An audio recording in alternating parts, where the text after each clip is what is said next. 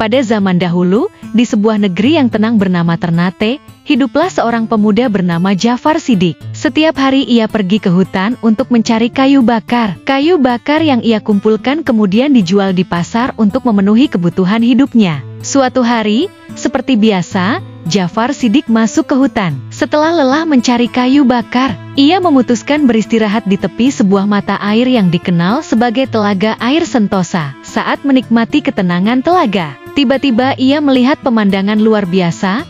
Sebuah pelangi turun langsung ke permukaan telaga. Dari pelangi itu, muncul 7 bidadari yang anggun, turun ke bumi untuk mandi di telaga tersebut. Jafar Shiddiq terpesona melihat para bidadari itu, terutama yang mengenakan selendang ungu.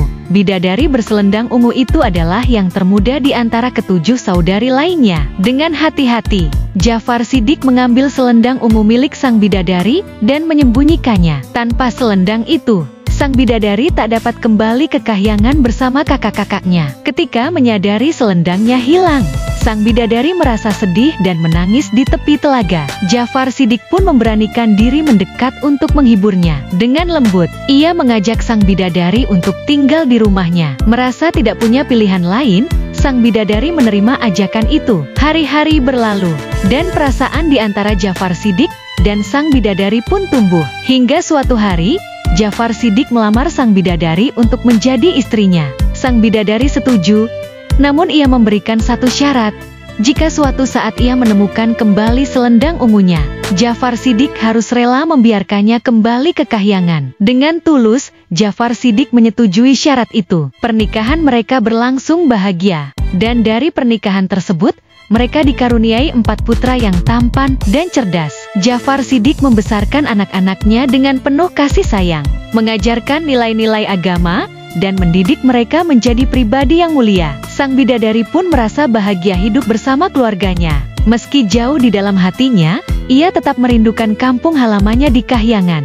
Hingga pada suatu hari, sebuah pelangi kembali muncul di langit. Ujung pelangi itu jatuh tepat di belakang rumah Jafar Shiddiq. Sang bidadari merasa tertarik dan mengikuti arah pelangi itu. Ketika ia membuka bubungan di belakang rumah, ia menemukan selendang ungunya yang telah lama hilang. Dengan hati berdebar, ia mengenakan selendang itu dan, tanpa ragu, terbang kembali ke kahyangan. Keempat putranya yang melihat kejadian itu berteriak memanggil ibunya. Namun sang bidadari hanya bisa melambaikan tangan dari kejauhan. Mereka pun menangis, merasakan kehilangan yang begitu mendalam.